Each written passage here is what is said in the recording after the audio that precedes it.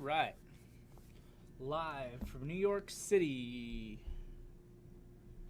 Our afternoon meeting will begin in 10 seconds.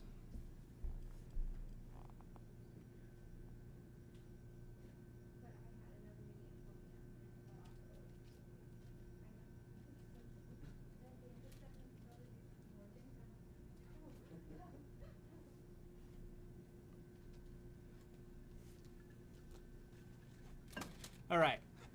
I'm an associate member of T3 Trading Group, which is an SEC registered broker-dealer and member of FINRA. All trades placed by me are placed through T3 Trading Group. You should carefully consider whether trading is suitable for you in light of your own financial condition. Position disclosure. Got out of a couple things today. Traded a lot of Apple today. All right. Let's do it. This market is crazy. This market's nuts. Oh man, what a change during the day. There's a lot to talk about here. So we were set to have a really big gap down this morning, and I was really excited about it, especially early pre-market. Like I got up and I logged into my trading software at like 4:45 a.m. this morning, and we were gapping down big. I honestly can't even remember the percentages now. There's been so many numbers in my brain all day today with everything that happened. But we were gapping down, I don't know, a percentage point in the SPYs, a little less than that in the Qs when I was first waking up. And the IWM was set to gap down really big again. Russell was going to be down like 2% this morning. And I was pumped about it. We were gapping down on these headlines from the Moderna CEO saying that their current vaccine is not as effective as against the new variant. But it's old information. I love when the market does that, and it doesn't happen very often. There was nothing new out pre-market this morning that had us gapping down. We had already discussed yesterday's afternoon meeting, how yesterday was a day to be patient, right? We gapped up to the perfect spot. You definitely didn't want to come in and do some buying. We spoke about yesterday morning for the open, putting on hedging trades or taking off risk exposure, and it was a relatively quiet day for the S&P and the Nasdaq. The IWM was a good bit weaker yesterday, gapping up and selling all the way back down. And then this morning, I was buying stock really early this morning when the IWM was at 218. We were gapping down really solidly. Thanks, Robert. We were gapping down really solidly. Yeah, so guys, sometimes in the VTF you have to reload your software. I personally make sure to log off and log back in every morning, because if you don't do that, sometimes it gets glitchy or whatever. So log off and log back on every day. And if ever you're having a sound issue, you can reconnect your audio, or you can reload it, or you can just go, if it's the afternoon meeting, you can just go to the YouTube link there. So anyway, I was super excited to come in and buy this market, and based on where we were trading early pre-market, I was so ready to tell the team in the VTF in our morning meeting that today is the day. Let's be aggressive on this gap down. There's no new news. Let's go for it. But by the time the market opened, we had traded up significantly from where I was first trying to put risk on at 5 a.m. or so.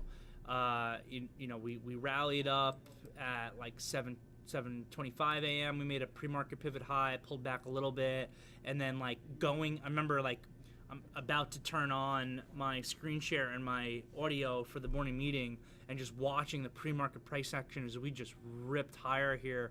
And then during the morning meeting, I was like, all right, guys, this is a lot tougher here, because we already just rallied. By the time the market opened here, we opened up at 462.40 in the SPYs. I was buying stock at 460. We're up $2.40 from where I was buying things by the time the market opened. The IWM had rallied. I'm looking at the IWM a little bit above 218 pre-market, and by the time the market opened this morning, we're opening up at like 221. The Russell had rallied like $3. So there was a huge pre-market rally, which then, unfortunately, that took away a good bit of the opportunity. It was more difficult to be aggressive with a market, and the Qs by that point weren't even really gapping down at all, right? The Qs were having this little baby gap down. Qs were gapping down like 0.2%, and again, the SPYs and the IWM had already filled a lot of that too. So it was significantly difficult to be then just broadly aggressive. Originally, when I was doing my research and I was coming to work this morning, I was like so pumped to tell the team, like, we got to be broadly aggressive today. By the time the market opened and where it actually opened and how far,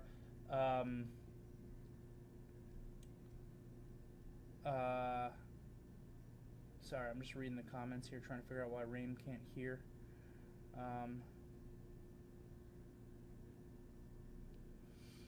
Sorry, yeah, you got to try to refresh the sound. Anyway, so by the time the market opened, instead of being broadly aggressive, I felt that we kind of needed to be selectively aggressive. And there were some stocks, some charts that we were stalking this morning that we discussed in the morning meeting, and some of them worked out really well. First of all, I'm actually going to hold off on Apple to the end because Apple's like in its own world. The Apple move today was just completely insane. But I was looking at Roblox, right? Roblox was one of my favorite ideas. I called it out really early in the morning for momentum buy through 130. And this thing took off like a rocket ship through 130 right away. It looked like it was going to be a fantastic trade. I know a bunch of you guys were involved in it. It gave a really solid $7, almost $8 move through that 130 in the first 45 minutes of the day. And then the market thing happened, which I'll talk about in a second. TTD, same exact thing. Can I type? There it goes.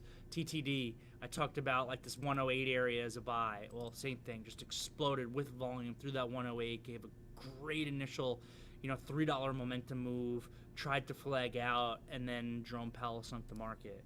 We were looking at PubM. PubM we were looking at yesterday, we were looking at today. We called out a $40 buy in this PubM. I know some of you guys caught it. It went extremely fast off the open, but that's how most of the best breakouts work.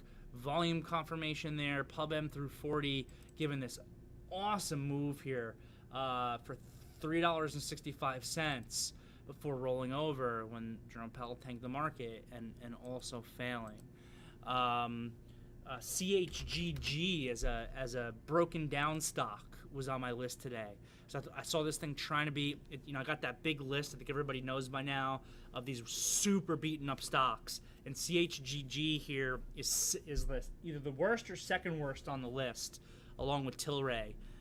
Stock is down, at least based on when I did these numbers, down 78% from its highs of the year and down 60% from its highs in November, which is just sick.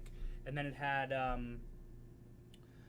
decent relative strength yesterday. It was trying to be strong, and then it was really strong pre-market all day today. Even when like the IWM was destroyed early this morning, this thing was trading in positive territory. So I was like, if this thing can really clear above yesterday's high, can clear above the ADMA, I thought this could definitely give a move back to $30, and at that time it was trading at 26 and change. So that was also a great trade. And this one in Apple actually held up. I understand maybe some people, if they were trailing tightly, got stopped out when this pivot low here broke if you raise your stop to it. But if you were being a little more loose on some or all of your stock, you're able to capture this thing even into the close here, and it closed really well. This is definitely one that you would want to swing. Everything that the market went through today, this was able to close as basically a positive Maribozu and a super beaten up stock. It worked out great.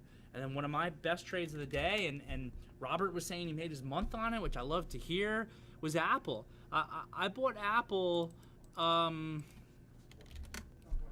bought Apple below 159 pre-market. Early this morning. This is one of the ones that I went to. I bought Apple below 159 at like 5 something a.m. this morning, and then this was incredible. The amount of bullish option flow that came into Apple today was mind-blowing. mind-blowing. I feel like I've only seen, and Pat's more of the option flow guy than I am, so I'd be curious to know Pat's opinion about it, but I feel like we've only seen this degree of consistency and this much option flow in a stock on like a few occasions ever, and I feel like it's been Tesla.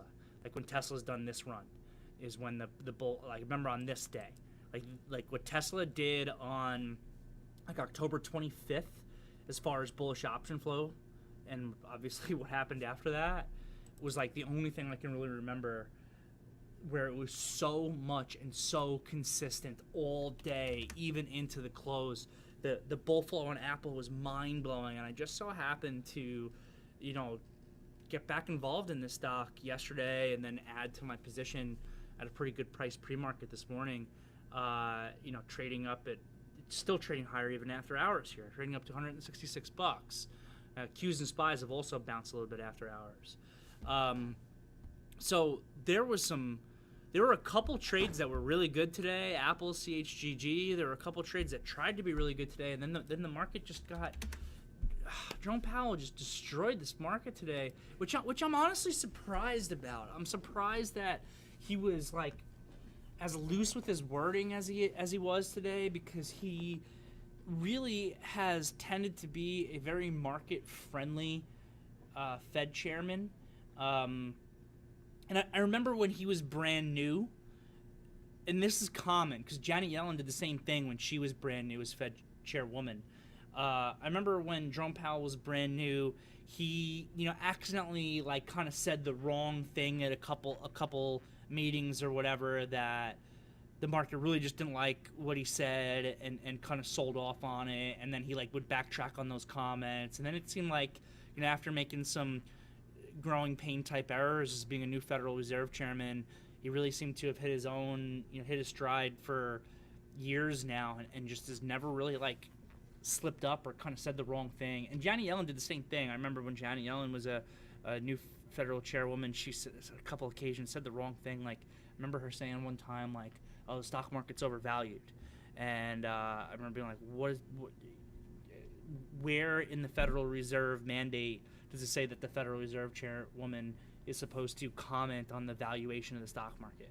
And she like stunk, killed the market for like a day or two when she said that, and then of course it snapped back up, and everyone knows the story. Kind of continued higher. So, what the market doesn't like, yeah, that's true, Stefan. It definitely, and I was thinking that earlier, that he just got voted back in, so he's got some job security now. So I guess he can, say what he wants a little bit more. I can only imagine, just because we saw it happen, like when Donald Trump was the president and Jerome Powell said the wrong things a couple times, like Trump was like flipping out. I can only imagine he would have been doing the same thing again today. So we all know that the market hates surprises more than anything else.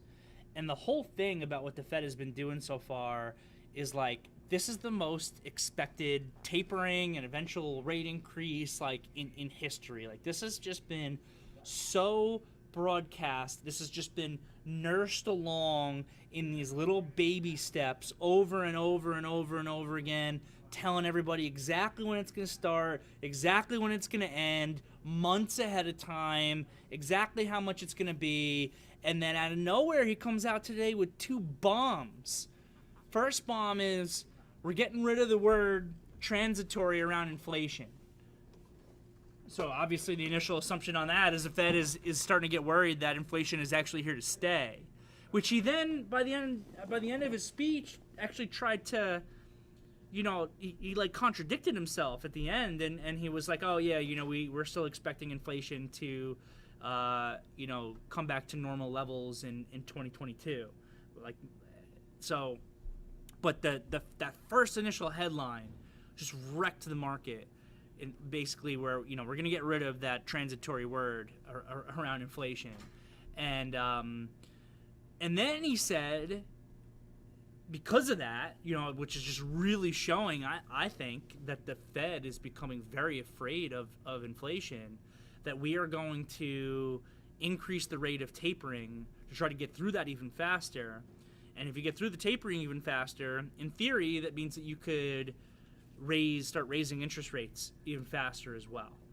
And that's going to be brutally bad for the equity market, right? It'll compress multiples, and I mean, we've discussed this ad nauseum also. It'll compress multiples, and a lot of these stocks that arguably wouldn't even be in existence because they've just been relying on free money for so long, maybe some of them start heading their way towards bankruptcy, right?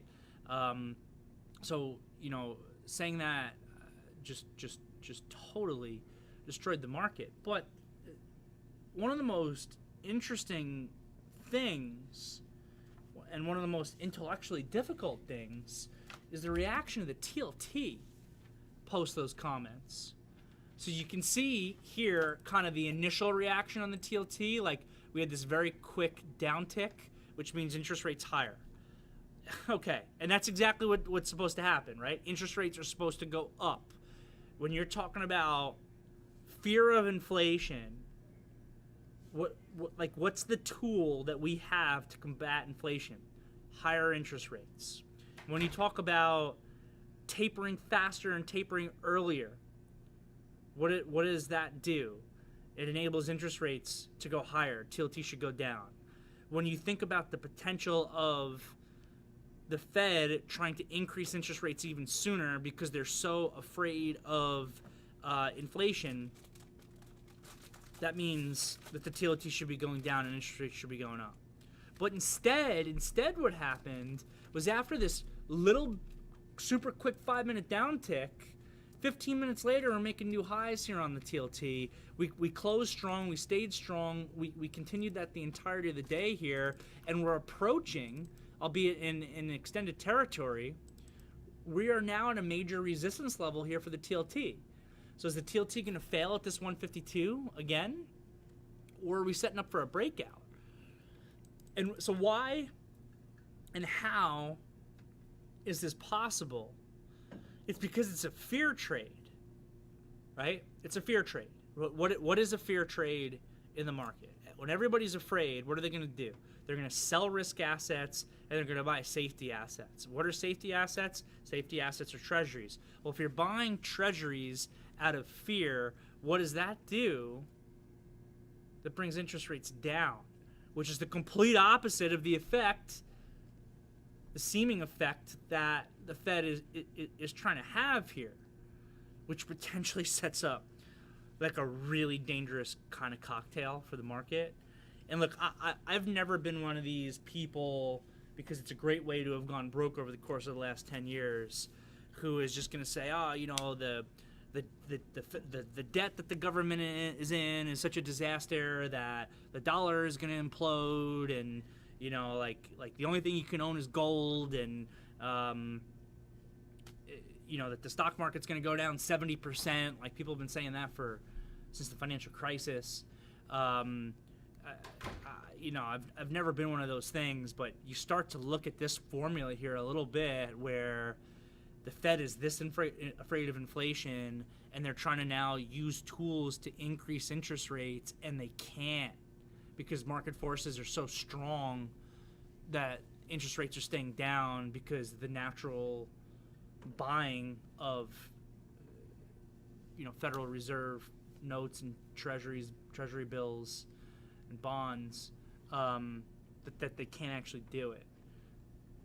And that's just kind of like a really scary thought process on what that could lead to. And again, like, you know, if the United States blows up and my money is worthless, so I might as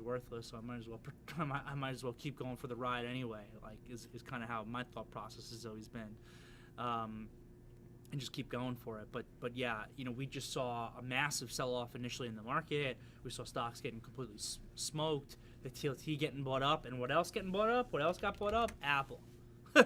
Apple. There was one time today when I asked in the VTF, I was like, guys, can anyone find me a stock besides Apple that's green today?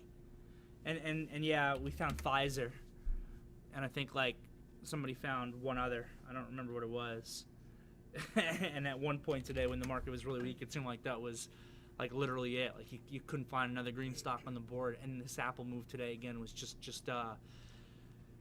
completely insane. So it's a really interesting market dynamic. Going back to the 5-minute chart of the SPYs here really quick, and we'll take another look at the daily chart too. This trading opening looked like it had so much promise. I was so pumped today about how I had positioned myself. I woke up super early. It was like the early bird caught the worm. This market gap down made no sense. This was the day to come in and be aggressive. Sure, by the time the market opened, it was a little bit more difficult than that. But we had this rally up here in the SPYs. Almost fully filled the gap for the SPYs. The Nasdaq went green. The IWM was definitely a little bit weaker, but this high here in the IWM, it kind of almost filled its gap, especially if you consider we were able to rally up to almost 222 in the IWM when pre-market we were below 218. Like it was an awesome rally to be able to capture, and then at the same time, we got traders getting in Roblox, and this thing is just looking so good. We got traders catching this Pub M. This thing is looking so good. We got traders catching this TTD. This thing is looking so good. We got traders catching this CHGG Chegg, and this one actually still held up. We got traders capturing Apple, which that's awesome. Like the only stock in the market today, and it was a big focus for a bunch of us here in the VTF. Like that pumps me up. But at the same time as all that, like it just got made so difficult when Powell really came in and he really tanked the market, and I haven't seen him do. We know the market hates surprises more than anything else, and I feel like we haven't seen him do anything like that since he was a brand new Fed chair. So really interesting day. Let's take a final look before I take questions at the big picture technicals here on the market. SPYs here, again, pre-market, before we caught that rally into the morning meeting, I was planning on telling traders to be aggressive either versus Friday's low or versus opening lows. If you asked me to give you like the percentage odds on what I thought the SPYs would be on losing Friday's low today, I probably would have said like 5% or less. And of course that's what ended up happening, and that's what happens when you're working in probabilities. But yeah, so the SPYs here look, I would argue that the SPYs are still in kind of neutral territory. I wouldn't say that they're in bear territory, though this candle in and of itself is bearish. I think that as long as we're still holding above this like 454 that we broke out from, 454 was our breakout level, that above that, SPYs are still relatively neutral. We lose that, I think we start becoming a bit more bearish.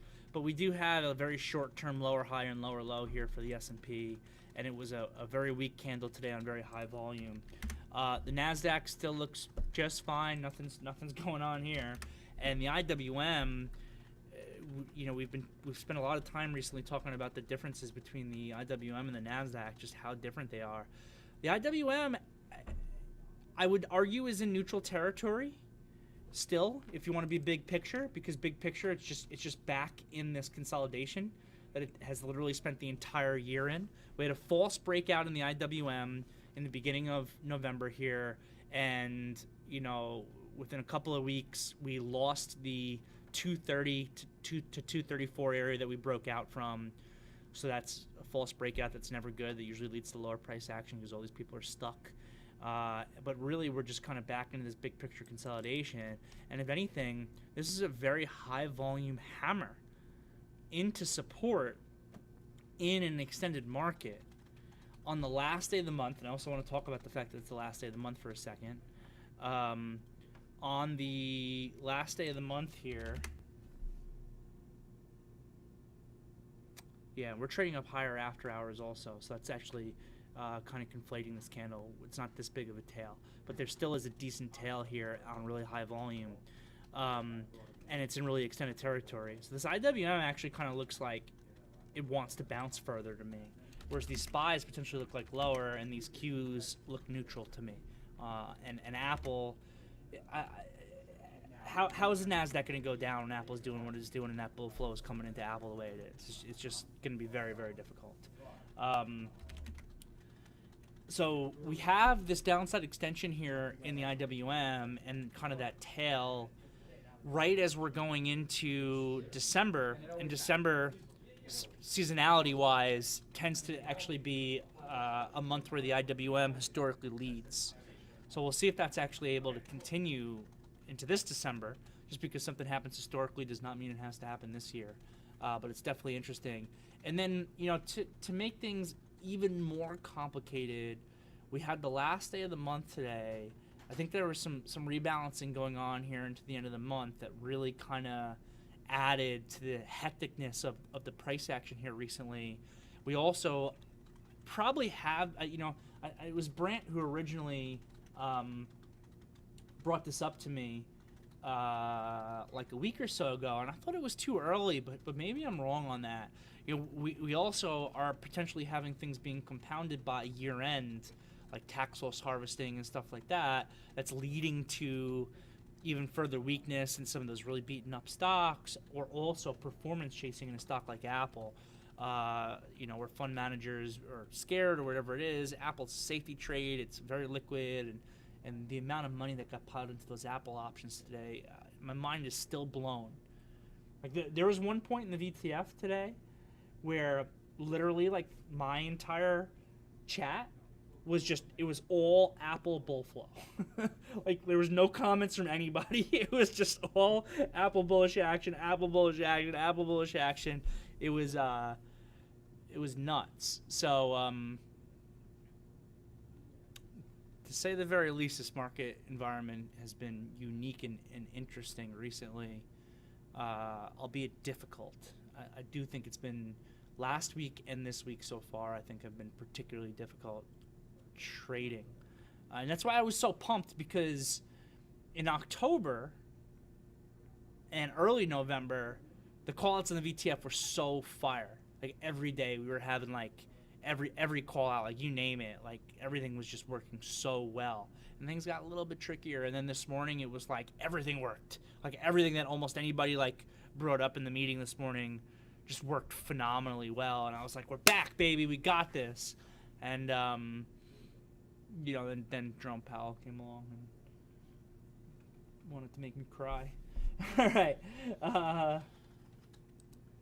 So I guess with that said, I'm happy to answer any questions. So, scrolling up into the VTF. Yeah, the sell-off today was not from the new variant. There was nothing new on this new variant. I think broadly the information that's coming out is really not that bad. It's everything else. It's, sure, there's worries about this new variant, and then Powell comes out with the comments that he came out with today, and it's like, I just wanted to be like, man, do you not see that the market's already kind of on edge? Look, I'm for tapering. I think we should be doing that at this point. Like the economy is broadly on its feet. But like literally just yet, I think it was just yesterday or based on Friday, the market was starting to assume that interest rate increases were going to get pushed back even further because of the new variant. So market's already kind of like a little on edge, and then he came out with everything he said today, and it was just like, okay, sell all risk assets. All right, what else here? First thing I'm seeing is from DJ. Should algorithmic trading be a factor considering when placing my stops, particularly for the SPY, given that they try to sniff out stops? How will advancements in algorithmic trading affect us as human traders in the future, if at all? Well, I don't know if Dylan's listening, because Dylan just literally filmed me yesterday. I did a video on humans versus robots. So at some point in the future, I assume that's going to be a little video on the Derrick the Trader YouTube that I hope everybody is a subscriber to by this point. Trying to really working hard to try to build that thing up. So, there's definitely multiple parts to the answer here to your question. The first thing I would say is don't get into your head too much. choose the right stop and use it. You know, if you start getting in your head on, oh, like the stop finding algorithms are going to find my stop, so I shouldn't put my stop here. I'll put it 10 cents lower, and then 10 cents lower becomes 15 cents lower, and then 15 cents lower is 50 cents lower, and 50 cents lower is you have no stop at all. It's a great way to, that's exactly how the market gets in people's head so that they no longer implement risk management in their trading. I've seen it happen before. Don't let it be you. You're better off getting shaken out of a position that works than not getting stopped out of a position that continues to crater 1,000 times over. 1,000 times over. You also want to have an idea of the cleanliness, if you will, of the stock or ETF that you're trading. This is where we get into like a stock's personality. You know, I do think that stocks, like people, have personalities. Like Apple tends to trade really clean technically, which is impressive because it's like the most watched stock basically. Whereas like Alibaba or honestly the SPYs, they tend to like have a lot of shakeouts of their levels and then potentially work. So that's part of it. If you're looking at a point in the SPYs and you're taking a technical trade, you just got to take the trade. You know, if that's a doji that you're buying off of, a hammer you're buying off of, just put your stop in at the right spot. Where I find that the SPYs get a little loose is sometimes on like support and resistance levels. I like to break it and then go the other way, break it by a little bit and kind of find those stops and then go the other way. That definitely does happen. So what you can kind of do to counter that is, maybe wait for the level to break and then buy it on the way back up kind of thing. So after they just shook everybody out, now you're coming in and you're buying it and you use that new low as your stop. Don't overly complicate your trading, though. Trading doesn't have to be difficult. I'm a big believer in the acronym KISS, K-I-S-S, keep it simple, stupid, when it comes to your own trading. So don't overthink it. The beautiful thing, and this is what I just spoke about in the video that I just made, the beautiful thing about the stock market is that wealth is created and destroyed. So in theory, obviously in practice it doesn't work this way, but in theory, every market participant in the equity market could be profitable at the same time. That's not true in a marketplace of contracts, like options or futures. In contract-based markets, you have a winner and you have a loser. In equity-based markets, wealth is created and destroyed. In theory, everybody could be making money at the same time. In practice, it doesn't work that way. So there is room for human beings and robots to kind of coexist and everybody make money at the same time. But you need to know where your strengths and your strengths, your advantages are, and where your disadvantages are as a person versus a human, versus a robot. We don't really have an advantage in super fast trading, like trying to trade like spreads on stocks or that, hyper scalping type trading, some of which I used to do when I was new in my career. It's very difficult. You just don't have the speed advantage. The robots are always going to be faster than you. So the longer my trading career has gone on, the longer my time frame has gone, which doesn't mean I don't day trade. I definitely day trade, and I think as everyone knows, I like to hold core positions in stocks and then actively trade around them for cash flow. So I do a lot of that, but I don't do like a lot of pure scalp trades anymore like I used to do years ago. It's just too difficult money when you're competing with the algorithms. So that's an advantage that they have. An advantage that you have as a human being, though, is your flexibility. When the market environment changes, you can change very rapidly. Robots can't do that. Robots can really only do what they're programmed to do. So if they're implementing a strategy that stops working because the market environment changed, you got to take that robot offline. You got to figure out what changed. You got to put it back in, and keep in mind that robots are only as good as the human beings that made them. But the advantage that they have, and another advantage that robots have, is that they don't have emotions. Right? They're going to do exactly what they're programmed to do. They're not going to be fearful because their P&L is down or P&L is up and be greedy or anything like that. And we have a counter to that as well. The counter to that is good game planning. So by having a strong game plan and following your game plan, you make yourself more like a robot. Where all you're doing the exact same way that a robot would do it is you have your edge, you have your game plan, and you follow it. That's all a robot's doing, right? Is it has its game plan that was programmed into it and it's executing it. So I wouldn't worry about it too much. Follow up from DJ. Also, do you think there's something that can be learned from every trade, or do you just get unlucky sometimes and there's nothing worth reviewing? So I think that you should review every trade that you take. Is there a luck factor in trading? Yes, there is a luck factor in trading, but it's not something that I think that you should ever blame. What I like to do when it comes to luck is I like to recognize when I get lucky and never recognize when I get unlucky. If I got unlucky, it was my fault, right? It was my trade. I put the stop loss in. I chose the game plan, and it just kind of is what it is. I don't ever. It's a bad habit, I think, to blame a losing trade on bad luck, even if maybe it was bad luck. I think bad luck is, the market's looking great, and you just bought something because the market's looking great, and then Jerome Powell says that and sinks the entire market, right? That's there's nothing you can do about that. You get stopped out. You take your loss. That's literally bad luck. You happen to just buy right as unexpected news comes out, and it wrecks the market. But I think it's a bad habit to blame bad luck on trading. So I do think there's a luck factor involved in trading, but I think it's relatively small, especially on the big picture. There might be luck involved on one-offs, but over the course of 100 or 1,000 trades, it's not luck. It's about game planning and skill and positioning and execution and all the stuff that we talk about here as a team. So I think every single trade is worth reviewing. And when you're doing a trade review, by the way, when you're doing your personal trade review, you should not be judging your review based on the result of the trade. Just because it worked doesn't mean it was a good trade. Just because it failed doesn't mean that it was a bad trade. You need to judge your work based on your process and how you handled it.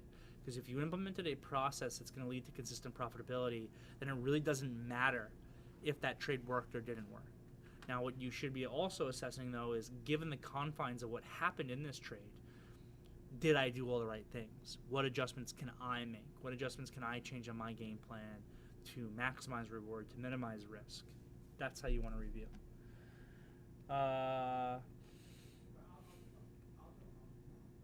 From sure, what do you think with Apple? Was it technical or fundamental? I think it was, I guess, probably more technical. It was the bull flow. It was the fact that the chart looks fantastic. It's the fact that this is viewed as a safety trade for probably good reason. There's no new fundamental change in Apple that I'm aware of today. I don't think they came out with a new product or announced anything new necessarily. There might have been one piece of information actually that came out on Apple that was new fundamentally for it. I think we saw this morning that in China they became the #1 cell phone seller again. That they took over whoever it was, Xiaomi or whoever it was. I just see Robert here has it. There was also news that Apple sales surpassed Vivo in October to become the largest smartphone maker in China. First time since December 2015. Yeah, right. So you did have that little piece of fundamental information in there, but I think it was primarily technical. Let's see here. The use of the term transitory was transitory. I love it. Gabriel bringing up XPEV. Yeah, XPEV was the other one that was green. Yeah, that's right. That XPEV we've been talking about for a while. I'm a big fan of this XPEV. I like Neo too, but XPEV has been the one recently. U was green today. Okay, that one got wrecked yesterday. And PayPal was... Did PayPal close green though? PayPal closed red. PayPal was green before Powell spoke. It wasn't green after Powell spoke. When I was looking to see what was green, nothing was green anymore. Except Apple and XPEV and Pfizer. Yeah, Mr. Steve NYC saying that it might be probably based on when I was talking about, like this worst case scenario of the dollar being worthless, saying that it might be time to buy Bitcoin or Ethereum. I don't think that we're at the point yet where I think that like let's say tomorrow the dollar was worth nothing. You couldn't buy groceries with it. I think that Bitcoin and Ethereum would be worth nothing also. I don't think it's at the point yet where it's totally separated itself as a medium of exchange where if the dollar went completely bust, that you could just be stepping in and using cryptocurrency, and that has value. I don't think we're at that point yet. It could happen at some point in the future. Obviously, that's what the crypto bulls think, but I really don't think that we're there like tomorrow. Next year from Sebastian, do you recommend doing more scalping and less long day trades with this type of market environment? So it's funny you're using the word scalping, because I was just talking about not doing scalping on the question that somebody else asked me, that DJ asked me about robots versus humans. But I think that you're using scalping in a little bit of a different context. I think that when you're saying scalping, you're just thinking more shorter term day trades. Like when I think of a scalp, I think of like very, very short term trades. Like here's this break. Like we used to do a thing. I don't teach this anymore because it doesn't make sense. It doesn't work. Like we used to do a thing where when we would buy a breakout, your stop loss, if you would be just 1 penny, right? You would buy the breakout. You would want to be positive in the position instantly, and otherwise you would give yourself a 3 Mississippi count: 1 Mississippi, 2 Mississippi, 3 Mississippi. Positions red, you're out, and that's how you did your stop loss. And then you would be selling 100% of your position a lot of times within 5 minutes. Like that's what I think of when I think of a scalp, like very, very short time frame trades to try to take advantage of stops triggering and stuff like that. We just don't have an advantage there in the same way anymore. I think that you're more referencing like shorter term day trades, taking advantage of volatility, and that you definitely can do. We're in a two-way market right now. You could be trading this market long, you could be trading this market short, depends on your time frames, and you could be trading it on different time frames, short or long as well.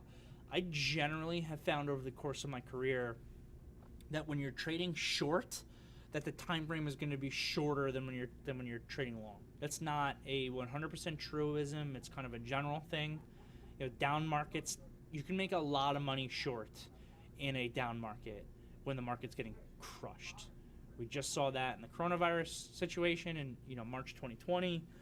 You can make a lot of money, but that always tends to be relatively short-lived compared to up cycles in the market. It's like you kind of rent your shorts and you own your longs. So yeah, a lot of times those short trades are going to just be day trades or a couple day trade, like holding it for a couple of days. Because when the market is selling off really hard, when we're going down 3% a day or whatever it is, you're potentially looking at a bear market in like a week or two. And then a lot of times, at least based on the last 10 years, that's it. Most of the last 10 years, almost always, if the market was down between 10 and 20%, you're buying the bottom. Almost always, every single time, with a couple of exceptions there. That's about the market as a whole. Mark asking, what do you do if you accidentally hit out of your position like I did today in Apple? Do you re-enter right away? I hesitated and took it off. Yes, you have to re-enter right away. If you accidentally press the wrong button, you need to negate that situation right away. And most of the time, it's going to cost you a little bit of money. Sometimes it'll actually make you a little bit of money if you get lucky. But if you accidentally hit out of Apple or hit out of anything, you got to take your trade back immediately. And if you're buying a few cents worse or whatever, I have always called that. I'm not calling you this, Mark. It's just something I've always coined this as the idiot fee. You shouldn't have been an idiot by pressing the wrong button. So again, don't take offense by that. I'm not calling you an idiot. You're a great guy. But I always called it for myself the idiot fee. Like, I pressed the wrong button and now I got to rebuy my stock 5 cents higher. Well, that 5 cents higher, that's my idiot fee for pressing the wrong button. Awesome stuff, Rich. Rich saying, I've only been here for a few weeks. I had my first comma day today. Love to see it. Love to see it, Rich. Keep it up, man. And welcome to the team. From AK, what are your thoughts on Amazon's new Amazon Cloud Unit? Sorry, let me reread your question. What are your thoughts on Amazon's news? Amazon's Cloud Unit launches new chips to take on Intel, NVIDIA.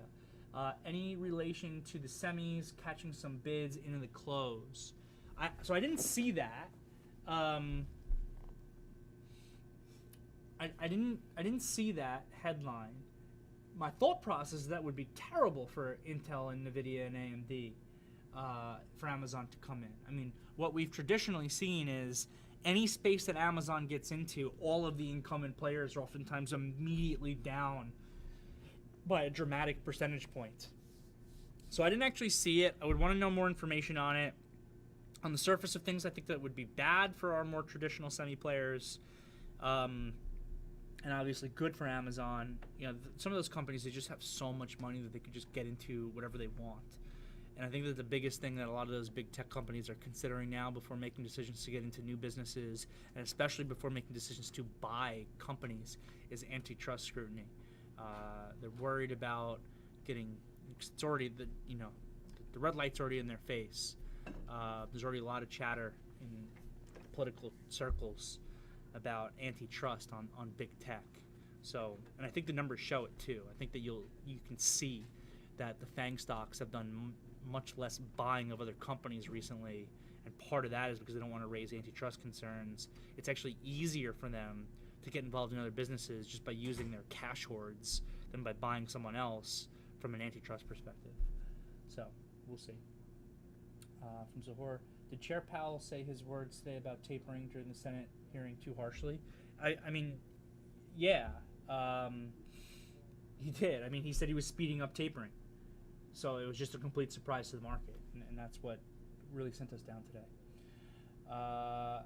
Jonathan saying that they had the car news last week for Apple as well. Yeah, they recently had the car news also, so maybe that can add on to their multiple. Obviously, we've seen that happen with other companies also. I mean, Apple, the Apple car, right? Imagine that Apple ecosystem where your phone and your iPad and everything comes together. And that's also similar to that Apple ecosystem. That's why I've been saying for a long time now, I think that Peloton at this price is just a great target for Apple. I know that Apple is trying to do their own health-related stuff, but at these prices, they could come in and they could take out Peloton, and imagine that screen on your Peloton is just an iPad, and you're part of the Apple ecosystem through your bike immediately. But a counterpoint to that is exactly what I just said about antitrust. You come in and you buy Peloton, it's just one more reason for the government to take a look at you. First data suggests that Apple is seeing extremely strong demand in China for the iPhone 13. My iPhone here is from China. Last time I was in China, I got a new phone.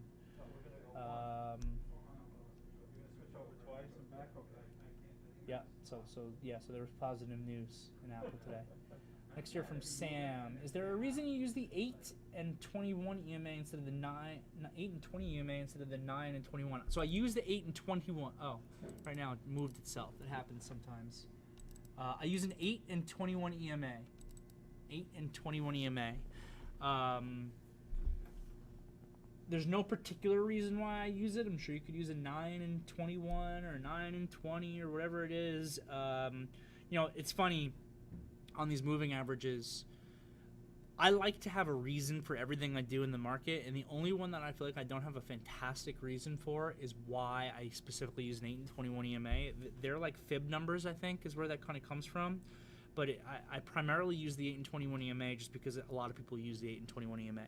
So there's a lot of eyeballs on it, and it works really well for me. I've built a system of understanding extension and strength and weakness and equilibrium by implementing an 8 and 21 EMA over the course of 10 plus years in trading. Cool. Bill giving us some Merck news. FDA advisors vote to recommend authorization of Merck's oral pill for treatment of mild to moderate COVID-19 in adults with high risk of progression to severe disease. Next year from Lenkov. Was there a way today to have a clear technical reason to go long the Qs, SPYs, IWM at 11:11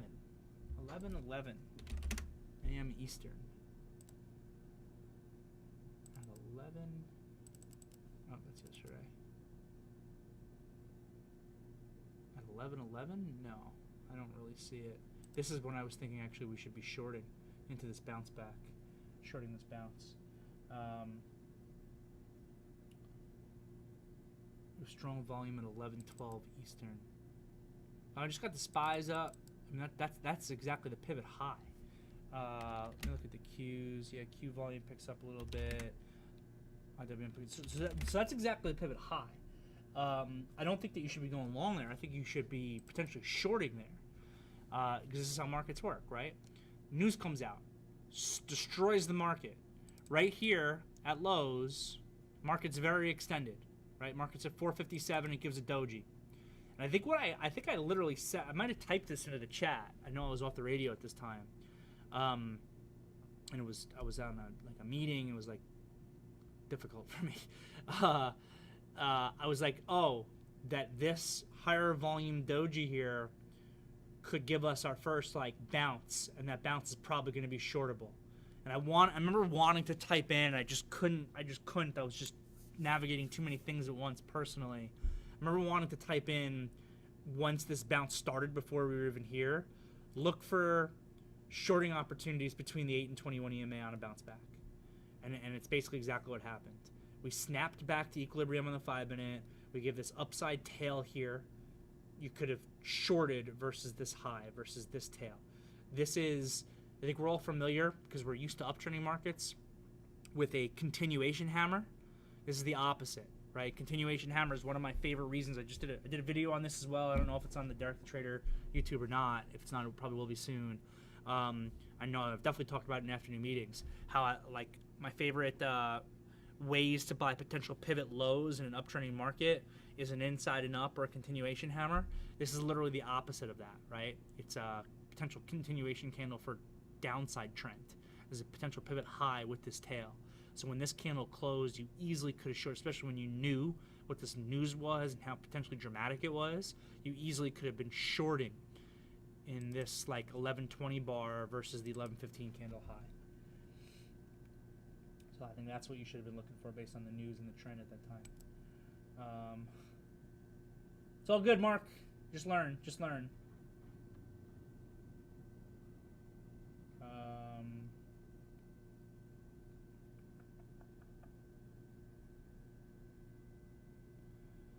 Scrolling through here. Brant, do you know how much the you know what, Brant? I can't even even with your gif after that.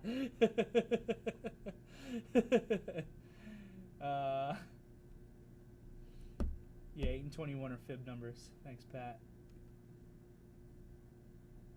1104 candle. Oh, 1211. Wrong calculator. Oh, 1211. No, I didn't see anything down here on this, except I remember noting this candle, I think, into the VTF at 1215, that maybe we would be able to see a deeper bounce here because of the way we were clearing this 8 EMA.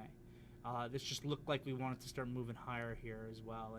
And the interesting comment that Brant made, which I do think, which is a really good comment to the team here, Brant. He was like, Brant said, you know, I think we might actually see some market stabilization because the TLT is not coming down off of the Powell comments at this point. It's actually making highs, and we did end up seeing some market stabilization with that low. But then we closed like garbage, and now we're trading like $2 higher from where we closed. The whole market's up, and that could definitely have to do with some end of month rebalance stuff. You know, it's going to be really interesting to see it. Like there's a real chance here. I mean, what was the MOCs today? Was it 8 billion to sell at one point? Is that what I remember hearing Pat say when he was on the VTF? 8 billion to sell. Yeah, that 8 billion to sell, that's a huge number, by the way. We don't normally see numbers that big unless it's some sort of event that's going on. I typically find that MOCs in excess of $1 billion to buy or $1 billion to sell are market moving, and the MOCs were $1 billion to sell, and certain stocks got wrecked. I remember typing up SoFi and seeing that it had a 5.5 million share sell imbalance, and obviously they destroyed it on that. But a lot of times those are temporary dislocations, and it could have been that those rebalances that led to those MOCs had added pressures to the market that might just be gone tomorrow, you know. So we'll see. Where's SoFi now? It's like SoFi is already 23 cents higher from where it closed, which to me that makes sense. Like this, the efficient market hypothesis, right? Yeah, this is new news coming in on SoFi. No, this is just market dynamics. All right, gang, it's after 5 o'clock. Heck of a day. I'm tired, man. I'm tired. I need a beer. I need to relax. And that's it. So I hope everybody is continuing to navigate this market well. I hope everyone's learning, staying safe. And see everybody tomorrow morning. Have a great night.